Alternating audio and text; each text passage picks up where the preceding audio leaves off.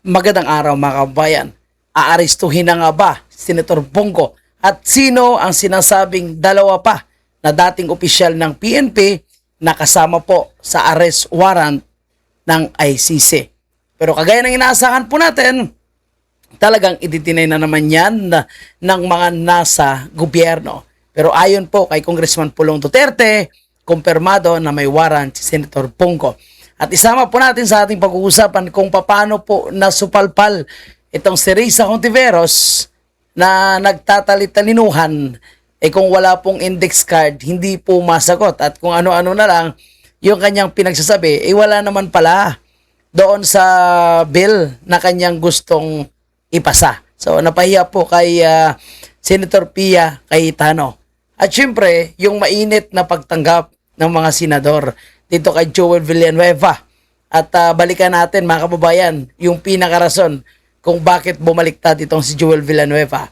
At hingin ko rin sa inyo kung kayo ba ay naniniwala na malinis itong si Joel Villanueva after nitong hindi niya pagpapanindigan or hindi niya pagiging panindigan or walang panindigan sa mga kasong posibleng ipafile sa kanya ng ombudsman. Okay, so unahin natin mga kababayan itong kay Senator Bongo. Pero kung bago lang kayo sa ating video, huwag kalimutang i-like, i-subscribe, i-follow po at maraming salamat. Mga kababayan, may arrest warrant daw po laban kay Senator Bongo. Pero ayon kay DILG Secretary John Vic Pisot Remolla, ay wala daw pong arrest warrant laban kay Senator Bongo. Which is ito rin po yung sinabi niya noong arrest warrant laban kay Senator Bato. Sinasabi niya na walang warrant kay Senator Bato de la Rosa, pero nung pagpasok ni Senator Bato de la Rosa sa Senado, nakapaghanda na pala sa pagkipagsabuatan ni Tuta Soto yung warrant bitbit pa ni Trillanes. Kaya wala nang maniniwala kung sabihin nilang walang warrant of arrest dahil mismo ang nagsabi po is no other than kundi si Congressman Pulong Duterte mismo ang nagsabi na may warrant of arrest laban kay Senator Bongo. And ano bang asahan natin sa Malacanang? Ano sinabi ng Malacanang? Sabi ng Malacanang, hindi daw nila ginagamit ang ICC para i-weaponize laban sa kalaban nila sa politika. Pucha mga kababayan natin, yan ang nakikita natin ngayon na pinagagawa nitong administrasyon ni Bongbong. Itong balita. Meron na raw arrest warrant ang International Criminal Court laban kina Senador Bongo at dalawang dating police officers. Ayon po yan kay So, sino yung dalawang police officers? Yun ang hindi natin alam kasi si Bongo pa lang yung pinangalanan. Actually ang pagkakaalam natin, kasabay ito sa warrant ni Senator Bato. Inuna lang yung kay Bato. City 1st District Representative Paulo Duterte. Ang sabi ni Duterte, nakuha niya ang impormasyon sa isang highly reliable source. Siyempre, nasa ICC siya Siyempre, galing mismo sa ICC yun. Bakit ba lagi nating sinisisi ang court? Pucha, ito na naman yung mukha ni Auntie Claire. Mga kababayan po natin, nakagigil, no? Kunwari, wala silang alam na naman. Kunwari, distansya na naman sila. Huwag na, day. Sana pumunta ka na sa langit at isama mo na si Bongbong. Sinisisi natin ng administrasyon. Huwag Sino naman? nating kalimutan na yung kaso na sampa ito 2017 pa. So, hindi ito wine-weaponize. Hindi wini-weaponize. Uy, di nga. Yan nga po yung ginagawa nyo ngayon 2017 pa. Ang pagpapatupad kasi ng warrant of arrest ay nasa gobyerno. So kung ang gobyerno natin, kagaya ng gobyerno ni Bongbong Marcos, ayaw nila makipag-cooperate at maninindigan sa soberenya ng Pilipinas na hindi dapat sinusuko yung isang Pilipino sa mga dayuhan, hindi sinusuko. Kung yung teritoryo natin, hindi tayo pumapayag na isusuko. Soberenya natin. Kapwa pa kaya tao o Pilipino, isusuko mo sa dayuhan dahil ito ay kalaban mo sa administrasyon. Di ba? Noon sinabi niya, in 100 times, hindi tayo makikipag-cooperate sa ICC. Ngayon, parang sila pa yung kumakalabit sa ICC. Uy, punta na kayo dito, arestuhin nyo na yung lahat ng mga kalaban namin sa politika. Kami nang bahala mag-provide sa iyo ng NBI. Which is, ito po yung nangyayari ngayon, mga kababayan natin. Kaya kahit anong deny pa ni Auntie Claire at sinasabi na hindi nila wini-weaponize, hindi nila ginagamit ang administrasyon, ang kanilang pwesto para gipitin ang kalaban sa kalaban nila. Wala pong maniniwala. Wala pong maniniwala sa kanila dahil kita naman po ng sambayan ng Pilipino kung paano nila ngayong gustong i-impeach si Sara gamit ang pera ng taong bayan. Nakita naman kung anong galawan nila sa Kongreso, kagaya ng pagtanggal nila kay Congressman Barsaga, yung pagpaparesto kay Senator Bato, pagpapakulong kay Jinggoy, yung mga pananakot sa dalawang huda sa Senado, di ba? Yung pagpaparesto kay dating Gobernador Chavit Singson sa mga kasong walang kakwenta-kwenta. O, ito pa, kay Senator Marcolita. Sino ba yung mga tao na yan na pinag-iinitan nila? Congressman Mike Defensor, 18 Varens. So lahat yan ay nagsalita against corruption. Kahit hindi pa banggitin yung pangalan ni Bongbong Marcos, basta't ang binabanatang corruption, automatic, tinatamaan sila. Kaya gusto nila patahimikin si Bongo dahil sa impeachment. Kung kunwari itong si Gatchalian, susunod daw sa batas. Kung ano nakalagay sa batas, lalong-lalo na po yung proseso ng impeachment. Pero gusto nilang bawasan ang threshold. Yung mga nasa Kongreso, na mga kaalyado ng administrasyon, napakaingay. At gusto nilang bawasan ang threshold sa impeachment. So, paano hindi sasabihin ni Congressman Paulo Duterte na wini-weaponize ng administrasyon ang ICC para lang iparesto, patahimikin ang kaalyado ng Duterte. At kung magtatanga-tangahan lang yung sambayan ng Pilipino, kung hindi kagawa ng aksyon, ingay, yung sambayan ng Pilipino, baka magugulat tayo. Sa sunod na mga araw, no, ay extended na pala ang termino ni Bongbong Marcos at ang mga magnanakaw na kaalyado niya sa Kongreso at sa Senado. Diba? Okay, so next topic tayo, mga kababayan natin. Ito puntahan natin. Risa Ontiveros ay napahiya po kay Senator Pia Cayetano dahil wala nga pong dalang index card. Ito yung napakalaking problema ni Risa Ontiveros. Kasi kapag wala po siya sa tabi ng kanyang mga staff, sa kanyang pinagkatiwalaan na abogada, nagiging bubeta po itong si Risa Ontiveros. Ito, panoorin yung video, mga kabayan. And Her Honor mentioned letter A, B, C, D, E. Sabi nyo, 5 po yun. Ang sinasabi ko po sa inyo, kindly educate me because yung sinabi nyo, wala yan sa bill. Ang naka-enumerate dyan na 5 items are Proxy data. If private hospitals are claiming 7 to 10 billion pesos from PhilHealth, then at least for purposes of discussion, we could assume around that amount yung implication sa kanila kapag maipasa itong batas. So that 7B to 10B worth of payments due sa kanila ay ipasasalo natin sa ganitong bagong sistema. And then again, mindful of the... Can I comment on that one? Yes, Kasi Mr. otherwise, either I'll comment on this now or Yes. ililista ko lang. Kasi It's all right, Mr. President. Sige. So, the gentlelady may Her proceed. Honor's theory is that based on the claim of private hospitals to PhilHealth, and Her Honor said it is 7 to 10 billion, yan yung ina-assume ng ating sponsor na amount that is needed to cover indigent patients. Yes, Mr. President. Saan mo nang galing yung figure na yon? From PhilHealth, Mr. President, with this What is aggregated... the exact line item for that? Because I've sponsored the budget of PhilHealth and maraming hinihingi ang PhilHealth. So, hindi ko kayang tanggapin na yan necessarily ang pang-indigent because the record also shows napakaraming indigent patients who don't bother going to the hospital because alam nilang wala silang pangbayad. So, this is probably the bill for lower middle class or middle class patients who cannot even cover the bill. Hindi pa yata ito yung sa indigent. So we have to be clear if we are going to mention numbers that this definitely covers the sector that we are referring to. Yun lang naman yung reason kung bakit nagtatanong ako ng numbers kasi nakakatakot magpasa ng batas na to at batas ko to at gusto ko naman talaga siyang pagandahin na hindi tayo clear sa figures natin, Mr. President. Yes, Mr. President, I'm just... Itong problema kasi ni Risa Ontiveros, no? Kasi magaling magsalita kunwari. Ito numbers ang pinag-uusapan eh. Hindi niya alam ang kanyang isasagot. And nakita niyo naman kung paano siya palingon-lingon po sa kanyang mga staff. So tapos ito yung gusto niyo maging presidente sa mga pinklawan, isang bubeta na Rizal Ontiveros. At nung Lunes, yes, no? At tuwang-tuwa po sila kasi nga nilockdown nilang Senado. Martes, nag-report din sila. Miyerkules, grabe, ang daming pulis na pinapunta po nila para lang maideklara nila na treason na po sila kasama yung mga Judas. And after that, ito yung nangyari.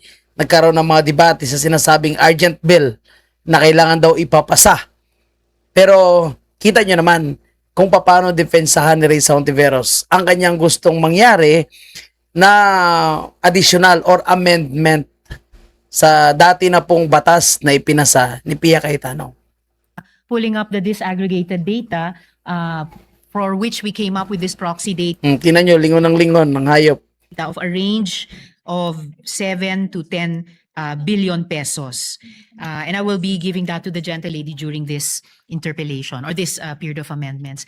Additionally, Mr. President, before returning to the latest concern of the gentlelady, mindful of the apprehensions and reservations raised by the good senator from Taguig Pateros regarding the possible cost implications to government, the sponsor wishes to place on record that the provision is anchored on the availability of medical assistance programs of various government agencies as provided under this bill na binanggit ko nga, Mr. President, as well as, of course, the continued implementation of the government's zero balance and no balance billing policies. And in line with this, the sponsor is likewise inclined to accept the proposed amendment of the good senator from Taguig when she proposes it, requiring the Department of Health to establish the criteria for indigency and the requirements necessary to qualify for the said exemption at a later time, Mr. President.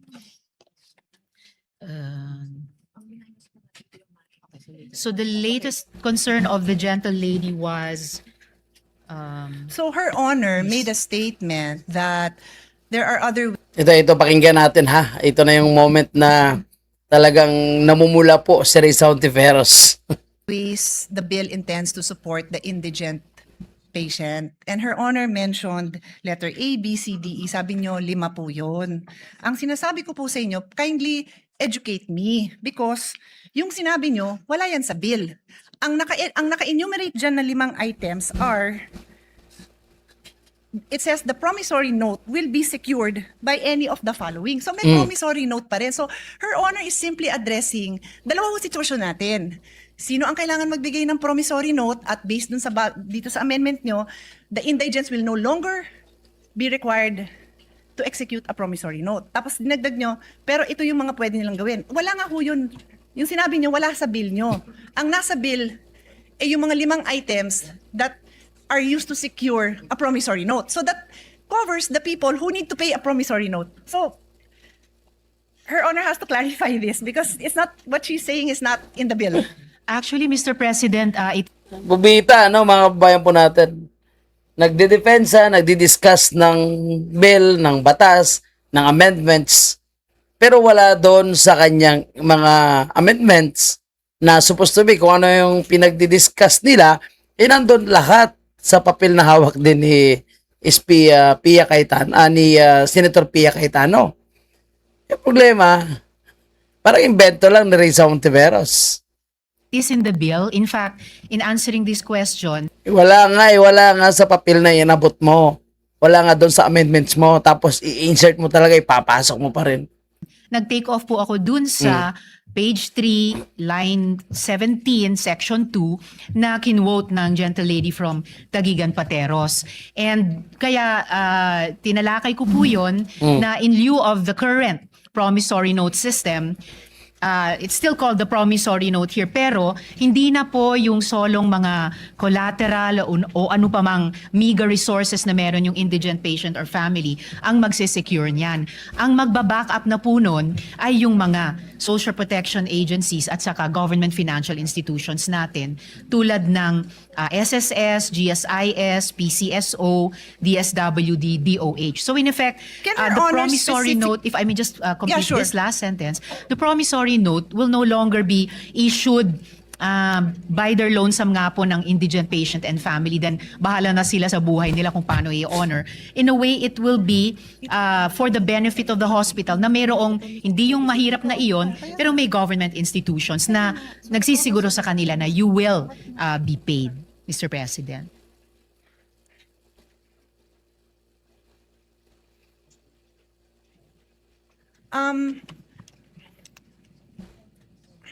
Should we suspend? Because what Her Honor is saying is not written in the bill. So, I don't know.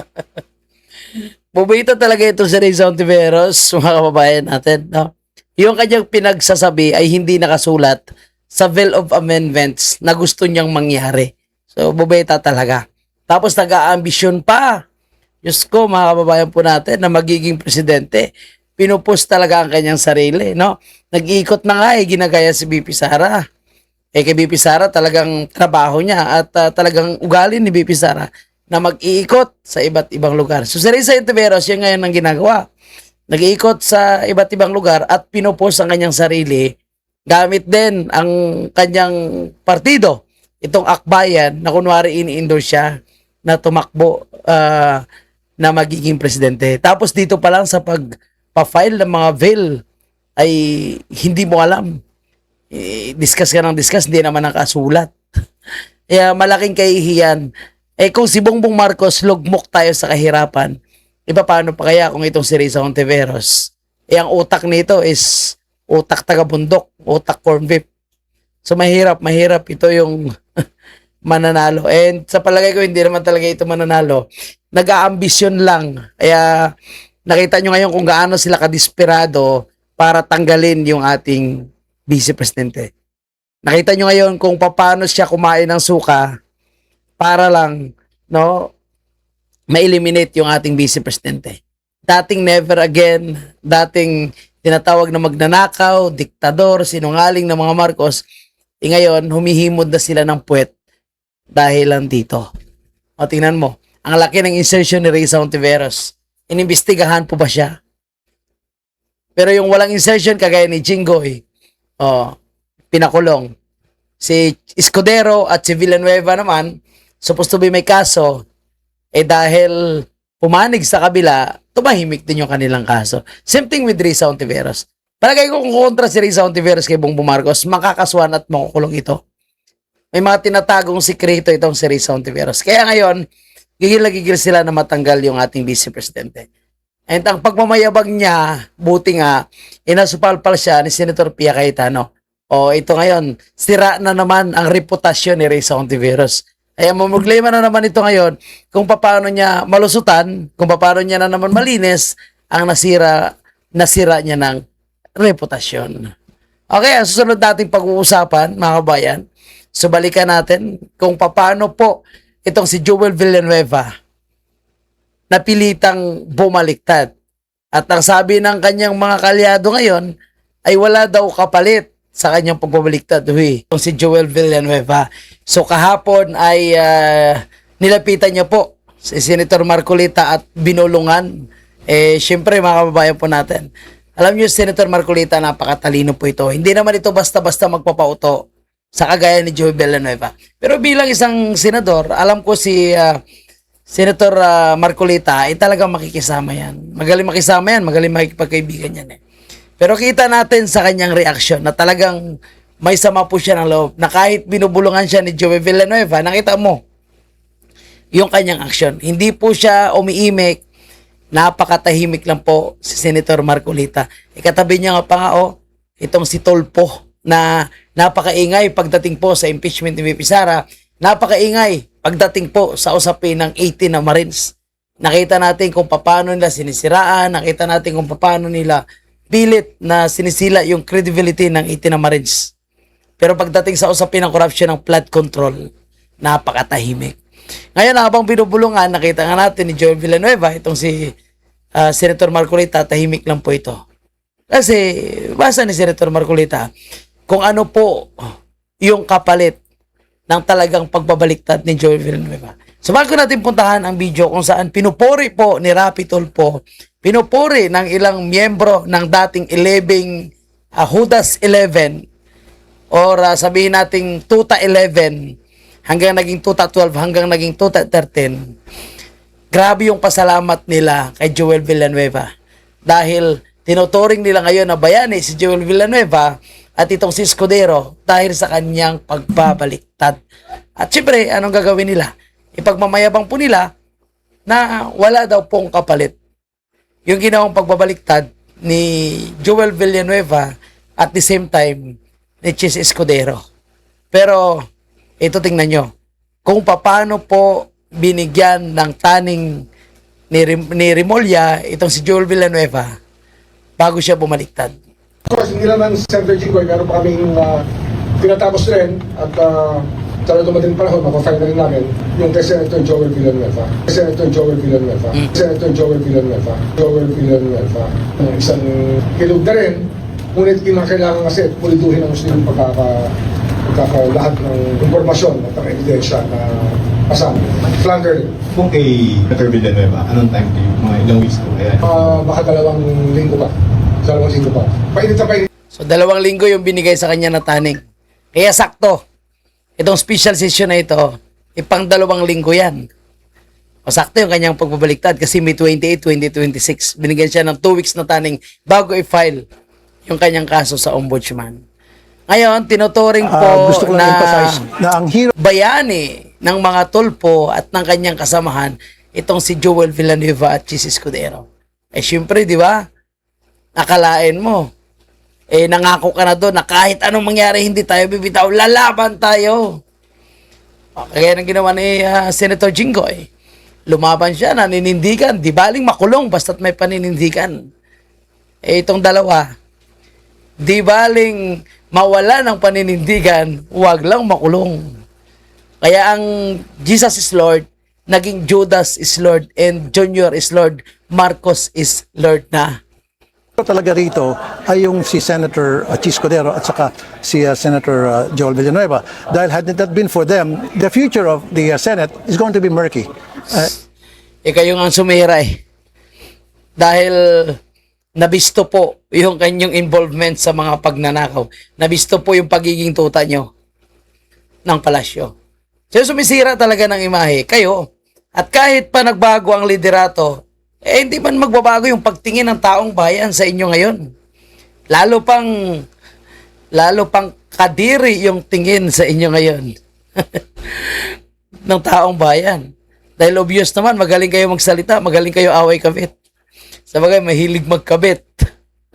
Kaya ang paboritong topic is away kabit. Tuloy tayo. And even the country, kasi meron akong kaibigan sa intelligence community who told me na slowly but surely it is leading to destabilization. Pucha. Yung destabilization, kayo naman gumawa niyan. Sino ba nagpalabas na nagkaroon ng threat sa Senado? Kaya nag-deploy kayo ng napakaraming pulis. Kayo. Sino bang nagpauso ng sabing hinak kayo? Sino bang nagsabi na work from home ang gagawin nyo? Kasi para hindi makapag-hearing yung 80 na Marines. Kayo. Kaya kung may mga nag-trader, kung may nagdi-destabilize, kayo yun. At nakita naman namin, nakita na po ng sambayan ng Pilipino. Ganun yung style nila. Destabilization. Kasi yan din ang uso na sinasabi ng Malacanang. Madalas natin naririnig yan sa Malacanang na may gusto mag-destabilize. O ngayon ginagamit din po ng palasyo. O ginagamit din ng Senado. Na mga kalyado ni Wayne Gatchalian. So isa lang yung kanilang script po siya. Isa lang yung kanilang script. Palabasin na may manggugulo at may mag-destabilization. Para may rason sila na mag-request ng napakaraming pulis, palagyan ng bobwire ang Senado, palagyan ng bobwire ang gate ng Senado, at lagyan ng machine na nag-i-scan ng mga sakyan. Okay tayo dyan sa mga nag-i-scan. Pero alam mo yung, mismo yung publiko, nililindang nyo na mayroong threat, mayroong banta. Ngayon, natapos na nakumpleto na nila yung 13, nawala na yung banta, nawala na yung threat. So, malinaw. Sabi nga ni Amy Marcos, malinaw. Na talagang sila-sila lang ang gumagawa ng salitang may pagbabanta sa Senado. Nakikita niyo naman, di ba? Left and right mga press con, fake na blue ribbon hearing. Pick na blue ribbon. Yun ang tunay. Ikaw nga, sa kalagitnaan, tinigil mo. And kung sino-sino lang binabanggit. So, parang Sino-sino lang binabanggit kasi tinamaan nga po sila. Kapatid mo binanggit. Marami tolpo. drum up sila ng support doon sa mga manggugulo. They're stirring up chaos. Ganun talaga exactly nangyari. Pero ngayon, well, let's be magnanimous in victory. So, happy ako, happy lahat, happy ang taong bayan. So nagtagumpay na daw sila, victory na daw po sila. Wala na daw po magdi-destabilize. So nung hindi pa nila nakuha yung 13, sabi nila may mag-destabilize. May mag-destabilize. May destabilization na mangyayari. May manggugulo. So nakuha nila yung 13, wala na daw po manggugulo. Di sila na yung gulo. O ito, sabi naman ng isang tuta Soto, wala daw kapalit yung pagbaliktad ni Joel Villanueva. O mga kababayan, maniniwala po ba kayo na walang kapalit yung pagbaliktad ni Joel Villanueva? O, nag-press con ba si Boyeng Rimulya para sabihin na ito na, ipafile na namin yung kaso ni Joel Villanueva. Ipafile na namin yung kaso ni Escudero. Mayroon ba? Nawala eh. What was the reasoning, sir, or the intent behind Senator Joel Villanueva, who's been with the minority, who had kept quiet for quite some time, who did not show up during the past sessions, and all of a sudden became Deputy Majority Leader? He wanted to work. He he mentioned that not only to us but to the public. We saw it on the internet. So yun naman talaga yun. Alam nang sabihin niya na bumaliktad ako para matanggal yung kaso ko, hindi inuntog niya yung sarili niya sa pader. Sabihin niya talaga yan, na ginawa niya ito para lang magtrabaho. Yun yan. We saw it in his messages. He wanted to go back to work. And the best way was to go back to the Senate. And Senator JV... O, di mag-work kayo araw-araw, putya. Laki ng sahod nyo. Ilang milyon ang ginagastos nyo sa pang-araw-araw, 25 million ang ginagastos nyo sa Senado. Di magtrabaho kayo, bakit kayo nagbabakasyon?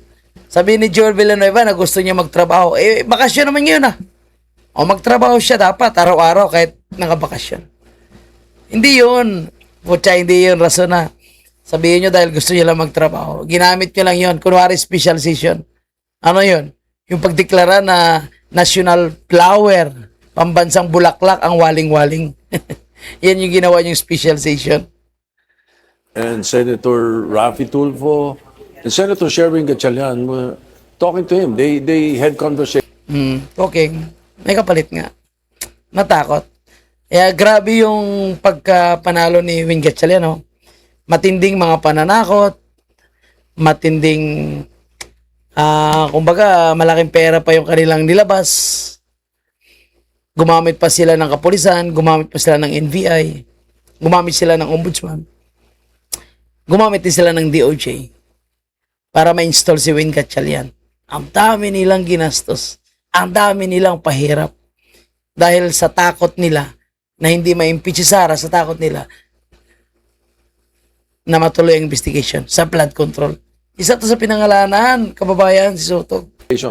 They're very close. Even before, they call each other seatmates, actually.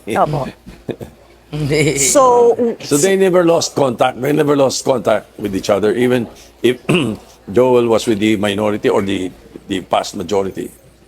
But my question, sir, is what was the reasoning bakit siya ginawang Deputy Majority Leader? Yan ang isa sa pinangako. May pundo yan eh. Well, that was his role before. And every time the majority leader is not available, Joel really is a very good majority leader. So he would be a very good deputy majority leader. I mean, did he ask for it, sir? He has done that before. Yeah. He's been that. No. Hindi po niya hiningi. I don't think so. I don't think so. He did not ask for anything. Just I don't think so. So, hindi siya sigurado. pretty much like what happened with the Senator Escudero. There were no, tawag dito, mga conditions. I don't think so. Siyempre, magkukunwari talaga sila. And ngayon, tingnan nyo ito mga kabayan po natin ha. Nakita natin kung gaano kainit yung kanilang pag-welcome dito kay Joel Villanueva. So talagang nagyakap siya pa isa-isa. So alam mo talaga na pinag-uusapan na nila yung magiging role ni Joel Villanueva pagbalik niya po sa Senado. Congratulations sa kanila. Nalinlang na naman po nila ang taong bayan. So sa kanilang napakaraming propaganda. At isa pa sa traitor ay walang iba kundi ito po, yung traitor na kapatid ni Jinggoy Estrada. Ano yung naging dahilan ba't siya lumipat, sir, talaga? Yung Well, I think deciding factor? More than anything, it's a institution. No? Marami na rin nalulungkot dahil hindi kami nakapagtrabaho. Well, talagang, whether we like it or not, talagang the Senate may tama. No? The institution was damaged. So, sa tingin ko si Sen Cheese and Sen Joel, the former Senate President and former Majority Leader, siyempre, iba yung love niya for the institution kasi naglingkod sila as leaders. So, yun yung nakita ko. Kaya nakita ko rin yung actuation sila during the proceeding na mga session na parang hindi sila masaya na sa nangyayari. So, yan ang kanilang palusot. Yan ang kanilang propaganda, no? Kahit nanalo na sila, tapos na sila, talagang hindi pa rin sila tumitigil. Kasi nandiyan pa rin yung banta nagkodita eh. Malay mo, mga next month or 2 months, magbabago na naman yan. No? At biglang bumaliktad yung iba. Oh. So, natakot sila. Ngayon ang pinapalusot nila, ang pinapalabas nila na yung sinasabi nila na hindi na daw masaya si Joel at siya si Escudero. Kahit sila rin siguro, di ba? Kung alam nilang may ninakaw sila, talagang hindi sila magiging masaya. Lalong-lalo na, talagang tinatarget po sila ng bangag na administrasyon. So talagang hindi sila magiging masaya. Mantakin mo, binigyan ka ng taning na 2 weeks para ikaw ay file ng kaso.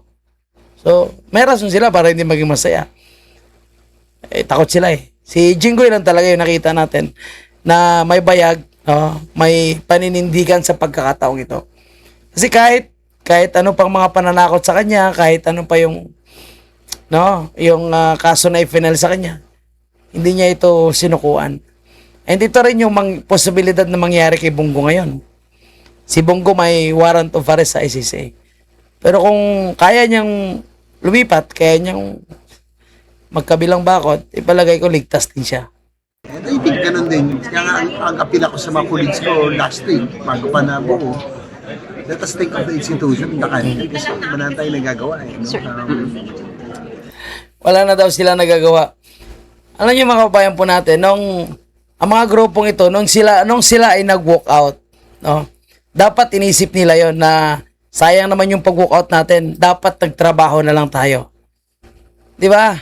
Sayang naman yung paglabas natin sa loob ng plenaryo. Sana hindi tayo nag-walk out, nagkaisa tayo at trabaho natin yung dapat trabuhin. Yung sinasabi ni Mick Suvere, we just want to thank him for his love for country and love for the Senate. Love for Bongbong Marcos, love for Malita, love for the money. Ang palagay ko yung rason kung bakit bumaliktad si Joel Villanueva. And sirang-sira po sila ngayon. Marami pong JL yung nagalit, tumiwalag the moment na bumaliktad po si Joel Villanueva. So sa mga sunod na upload natin, baka ilalabas natin yung mga kababayan natin na bumaliktad. Ipakita natin yung mga nagsapubliko ng kanilang komento, naglabas ng kanilang sama ng loob sa pamunuan ng JL. Mantakin mo, di ba? Pastor ka pa naman, ang galing-galing mo magsalita. Ang galing-galing mo mag-motivate. Binanatan mo pa si Martin Romualdez, binanatan mo pa yung administrasyon, binanatan mo pa si Saldico sa usapin ng flood control corruption. Lagi mong dinideny na wala kang kinalaman. Hindi ka takot. Dahil hindi ka naman magnanakaw. So bakit ngayon ikaw ay natatakot? Bakit ngayon ikaw ay bumaliktad? At alam mo yung gamit na gamit din po ni Judas Villanueva. yung salitang Diyos. Kasi ang Panginoon daw yung nagluklok sa kanya sa pwesto ngayon. Yung Panginoon daw ang naging guide niya para magdesisyon ng mga ganito. Mantakin mo, ginagamit pa yung Panginoon para sa kanilang pagdidesisyon na pabor sa kanilang personal na interes. Kaya sa mga GIL, mag-isip-isip po kayo, sa totoo lang. Tingnan nyo kung anong leader, kung anong pastor mayroon kayo. Kung hindi nga nila kayang panindigan ang kanilang sarili, hindi nila kayang lumaban sa mga opresyones, sa mga nanggigipit na nasa gobyerno ngayon, paano pa kayong mga miyembro? Paano nyo pa paniwalaan yung napakagaling na motivator at magsalita kung sa kanyang sarili ay hindi niya kayang may apply? Ganon din ang kanyang tatay. Ang grupo nila is SIBAC, Citizens Anti-Corruption. Pero may laban ba sila sa corruption? Nagsasalita ba sila against corruption? Walay. So, Citizens Pro-Corruption ang kanilang party list.